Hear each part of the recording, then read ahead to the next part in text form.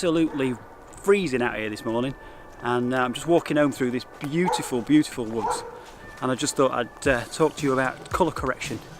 We're shooting loads and loads and loads of stuff every day, constantly filming, getting footage, doing stuff that we want to do, making sure that everything looks as good as it possibly could, great B-roll, etc, etc, etc. Wish those dogs would shut up. And very few people give full credence to colour correction. I'm not talking about grading, I'm not talking about giving it an actual film look or giving it a cinema look. I'll cover that in a later blog. What I'm talking about is just basic, ever so slight colour correction, just to make sure that your video looks absolutely fantastic.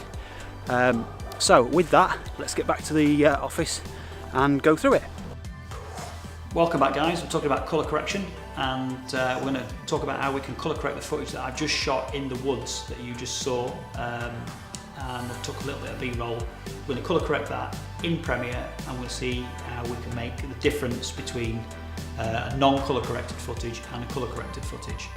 And this is not a colour grade, as I've said before. We're not actually grading the footage. What we're doing is, that's an entirely different thing altogether. We're just doing a basic colour correction, just to put the colours back into the footage, because what your camera films is not what the footage actually looks like in real life. It needs to be corrected. It needs to have that little bit of tinkering around the edges. A lot of people don't do it. Everybody should do it. You want your footage to have the very best possible outcome that it could have. So when people watch it, they are looking at the very, very best polished end product that you can put out. Okay, let's dive into Premiere and let's get on with it. And I've just got 4 clips here that I took while we were in the woods. So as you can see, we've got one of some grassland, shrubbery, one going down a log, fallen tree, and then we've got one of a pan, which is basically just of the forest itself, and then we've got one of some fungus. So the first thing we're going to do is we're going to go up to colour. We're going to choose a clip, the CarPlay head over it so we can see what we're doing, and we're going to ignore creative for the minute, because we're not going to go for a look. We're doing a basic colour correction. We're not inputting a look, that will come in a later tutorial. So what we're going to do is we're just going to do this basically by eye. So start with the temperature and we'll just sort of cool it down ever so slightly. I'm talking just the minimum amount of things. We're not talking lots and lots of huge movement, you know, like sort of right up to the edges here. We're just talking a very slight bit of colour correction here. We'll just bring the highlights down, we'll fetch the contrast up a little bit, fetch the shadows in a little bit, pull the whites up a little bit, drop the blacks down, but not too far, just a little bit. We don't want to go crazy with it all, we don't want it to be mad. Nip into creative, and what we'll do there is we'll just boost the vibrance up to about 30. You can actually click on these and just type a number in if you want to put a particular value in, so we'll say 30 on this. And on this we can go right up and make it massively bright, or we can go right down and desaturate it entirely. But what we're going to do is we're going to take it up to about 120. So I'm going to type 120 in there, and that just gives us a little bit more colour and depth in those greens, in these greens around here and over here, and a bit more darkness in that brown basically. So just bring that down ever so slightly, take that down to maybe 19, minus 19 actually, let's do minus 19, that's it, there we go. So now we've got this sort of set out here. Now there are a couple of things you could do. If you've got a clip that is sort of moving on, transmitting one from the other, you can basically do a couple of different things. What you can do is, in editing, you can come down here and you can bang an adjustment layer in, and you can drop that adjustment layer across the top of all your clips if you want them all to be the same, and you can colour correct that adjustment layer. and that will make all your layers, all your clips underneath, the same colour grade. So every single one of them will have that setup, basically. So you can do it that way. What you can also do is you can click on a clip, you can right click on it, so from a Mac that'd be Control click. You can copy it, move to your next clip, right click on it again, and then you can paste attributes. And pasting attributes, you can choose what it is that you actually want to paste in. So in our particular instance, we just want the Lumetri Colour way to go in there. If I just shift this box across one side, you'll see the colours change as I click OK.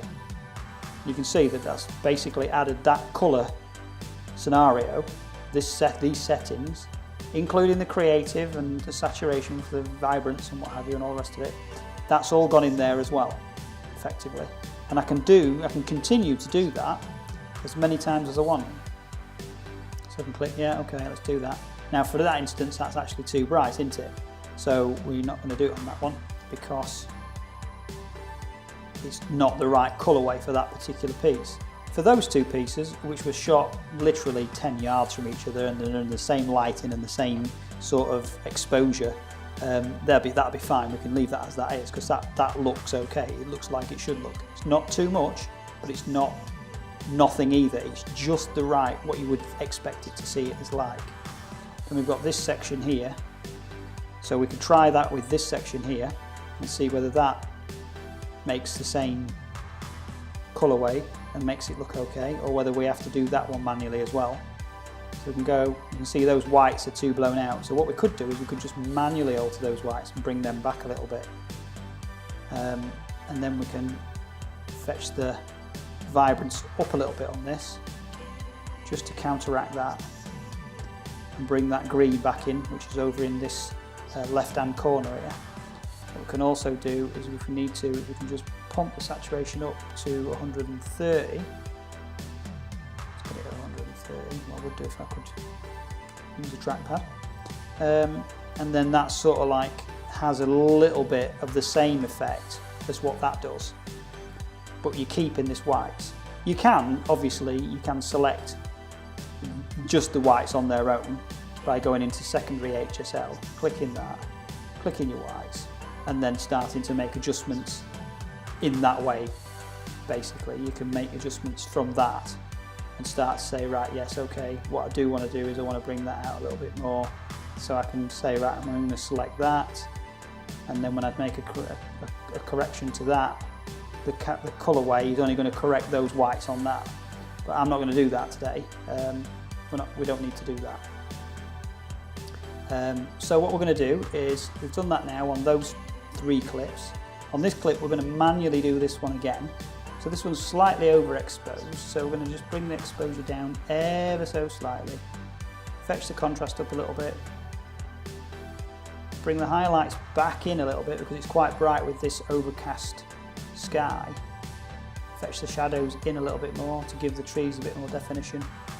Bring the whites down ever so slightly and the blacks down ever so slightly. And then we're going to bring the vibrance up and the saturation up. About 120. Now to 30. And then we can go back once we've got that saturation up and we can say, actually, yes, we do want it to be slightly more exposed. And we want slightly more contrast in there. And we want slightly more shadows in there to give those trees a little bit more definition. And move whites down slightly. So we said minus 23 on that. Just to give it that little bit more definition. And in essence, what we've got now is something that looks a little bit more realistic and it's got a little bit more punch to it. Tiny little bit more realism.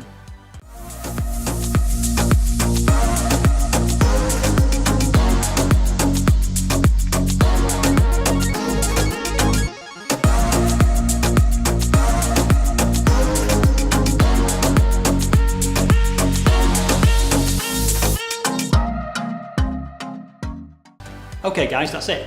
So that was basically it. It's pretty simple to do. We're not talking about colour grade as I said before.